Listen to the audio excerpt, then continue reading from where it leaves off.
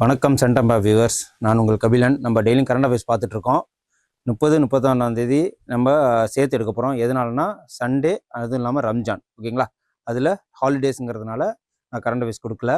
At the same time எல்லாருக்கும் ரம்ஜான் நல்வாழ்த்துக்கள்.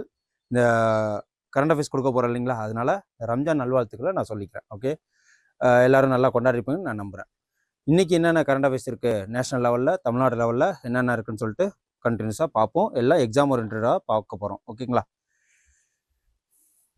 இன்றைக்கி தமிழ்நாட்டில் என்ன நடந்துக்கிட்டு இருக்கு இம்பார்ட்டண்டான இது அப்படின்னு பார்த்தீங்கன்னா, தமிழ்நாடு யூகே இருக்கு இல்லைங்களா, யூகே இது வந்து யுனைடெட் கிங்டம், ஓகேங்களா? யுனைடெட் கிங்டத்தோட ஒரு மெமரண்ட் ஆஃப் அண்டர்ஸ்டாண்டிங் பண்ணியிருக்காங்க தமிழ்நாடு கவர்மெண்ட்டும் யுனைடெட் கிங்டம், ஓகேங்களா? இது இந்தியா லெவலில் இல்லை, தமிழ்நாடு கவர்மெண்ட்டும் யுனைடெட் கிங்டமும். என்ன அப்படின்னு சொல்லிட்டிங்கன்னா, கார்பன் டிரான்சிஷன், அதாவது கிளைமேட் சேஞ்ச் சம்மந்தமாக உள்ள ஒரு மெமரண்ட் ஆஃப் அண்டர்ஸ்டாண்டிங்கில் சைன் பண்ணியிருக்கிறாங்க.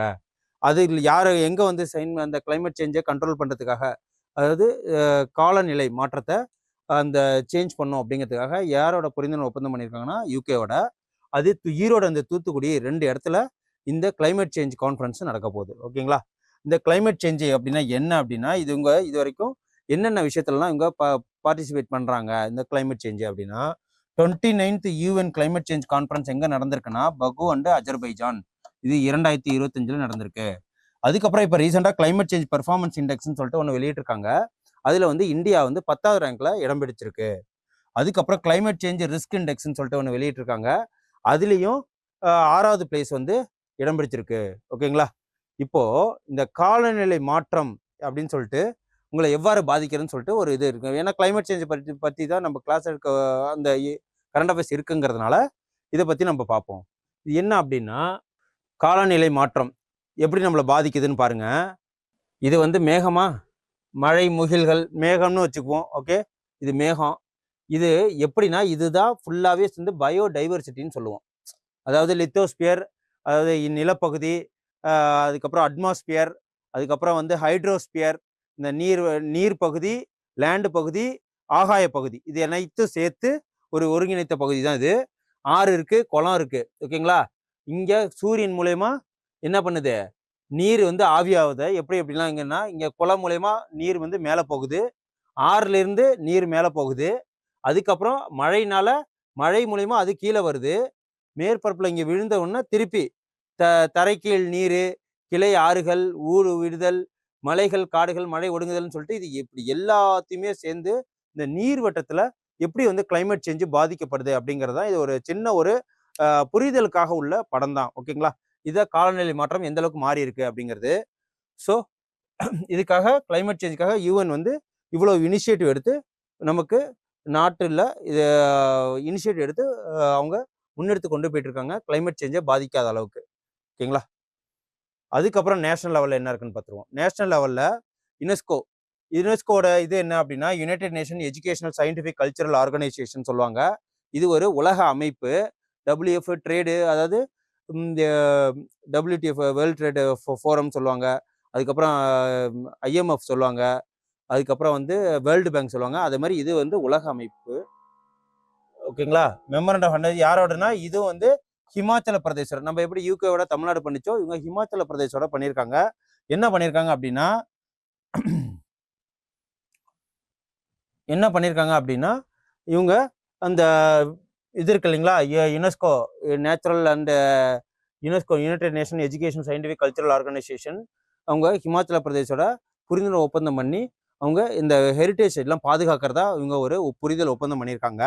இப்போ அந்த ஹிமாச்சல பிரதேசோட கேபிட்டல் என்னன்னா சிம்லா வந்து சம்மர் டயத்துல, தர்மசாலா வந்து வின்டர் டயத்துல. சீஃப் மினிஸ்டர் யாரு அப்படின்னா சுக்வீந்தர் சிங் சுக்கு.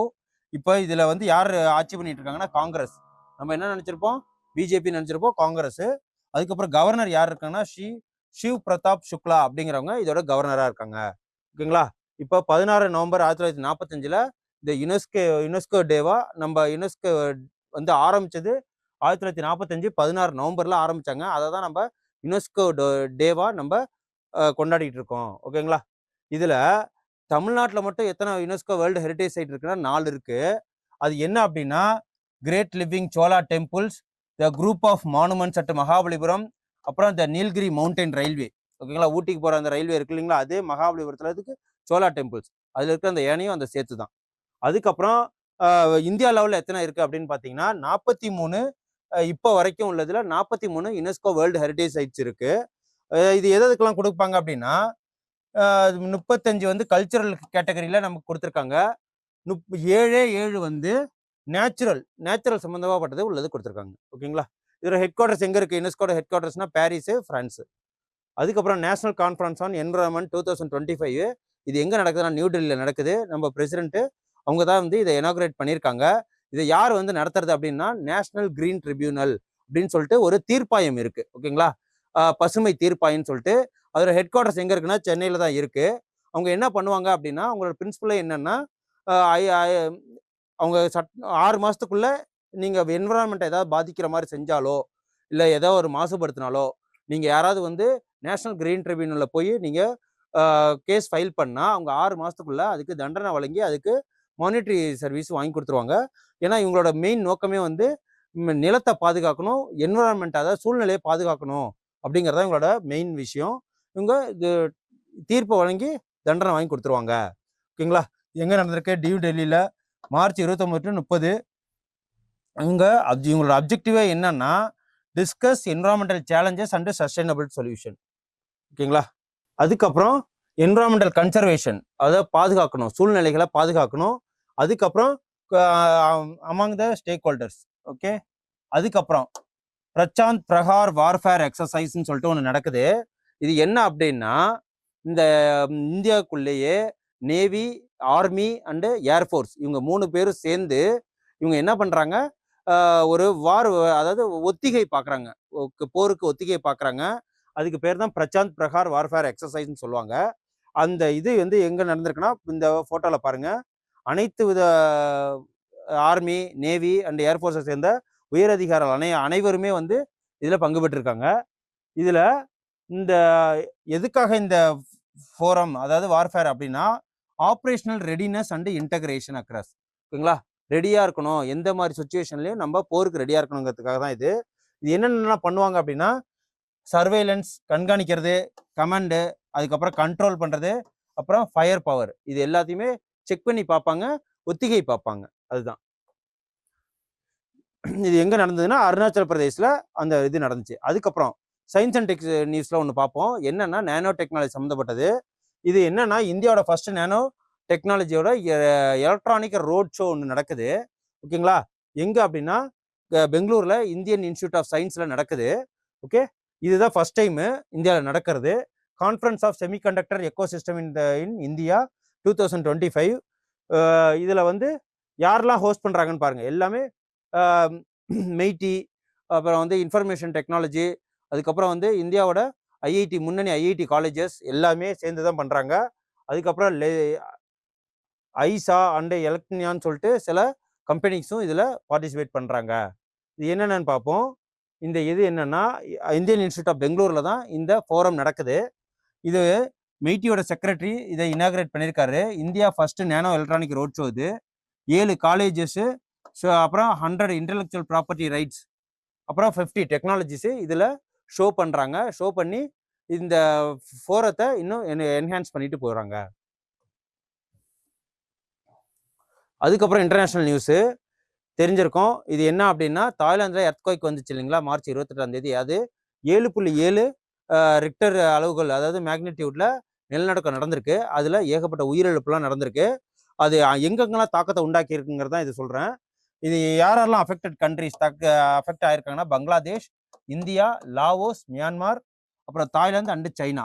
ஓகேங்களா, இது 10 கிலோமீட்டர் ஃப்ரம் சகாங் மியான்மார், அதாவது பர்மா இருக்கு இல்லைங்களா, அதுலேருந்து நடந்திருக்கு. இதோ இதுதான் மெயின் இடம், இதுதான் இதோ போட்டிருக்கு பாருங்க. இதுதான் எர்த்குவைக் நடந்த இடம். கிட்டத்தட்ட நிறைய பேர் 2000 பேர் கிட்டத்தட்ட பர்மாலே இறந்துருக்காங்க. 1500 பேர் கிட்டத்தட்ட தாய்லாந்துல இறங்கியிருக்காங்க.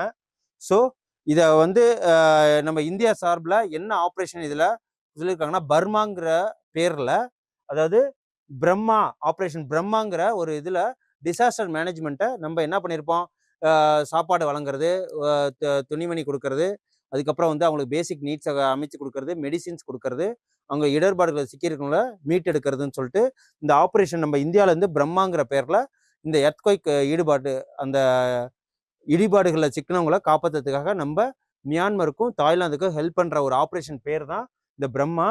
இதே மாதிரி நம்ம ஆப்ரேஷன் பண்ணியிருக்கிறோம். என்னன்னா அஜய்ங்கிற ஒரு இஸ்ரேலில் நடந்த இந்திய மக்களை வீட்டுட்டு வர்றதுக்காக இஸ்ரேலில் அஜய்ங்கிற பேரில் ஆப்ரேஷன் பண்ணியிருக்கோம். அதே மாதிரி ஆப்ரேஷன் தேவி சக்திங்கிறது ஆப்கானிஸ்தானில் உள்ள இந்திய மக்களை மீட்டெடுக்கிறதுக்கு.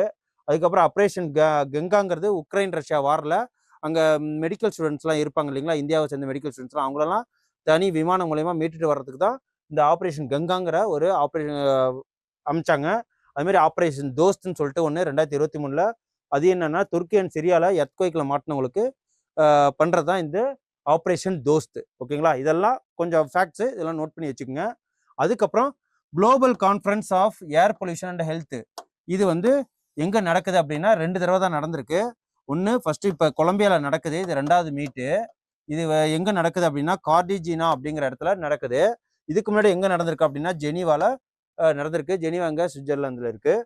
Accelerating action of clean air, clean energy and climate change mitigation. ஓகேங்களா, காலநிலை மாற்றத்தை அதாவது நீர்த்து போக வைக்கணும் அப்படிங்கிறதான் இந்த global conference on pollution and health. இதெல்லாம் என்விரான்மெண்டல் நியூஸு, நல்லா படிச்சு வச்சுக்கோங்க.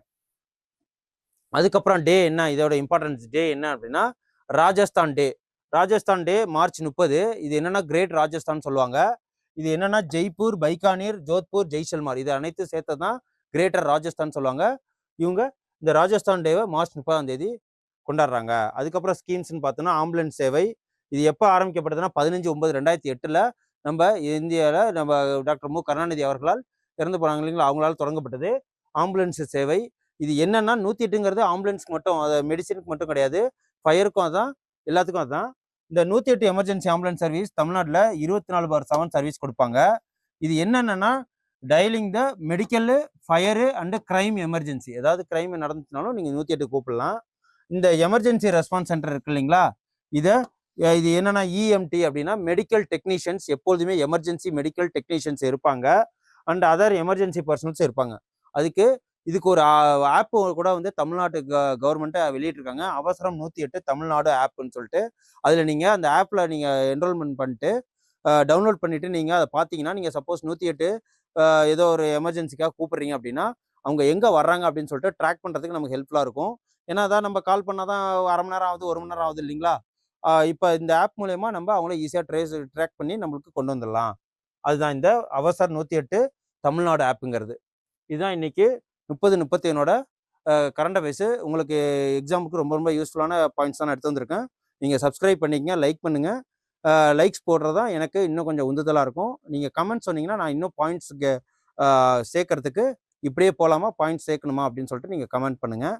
அட் த சேம் டைமு இதோட பிடிஎஃப் நான் டிஸ்கிரிப்ஷன் தரேன், நீங்கள் நோட் பண்ணி ஃபைல் பண்ணி வச்சுக்கோங்க. இட்ஸ் உங்களுக்கு வந்து எக்ஸாமுக்கு ரிவிஷன் பண்ணுறதுக்கு யூஸ்ஃபுல்லாக இருக்கும். ஓகேங்களா, தேங்க்யூ. அடுத்த ஏப்ரல் 1 கரண்ட் அஃபேர்ஸோட நான் உங்களை மீண்டும் வந்து சந்திக்கிறேன். Okay, bye. Send a map. You dare to dream, we care to accomplish.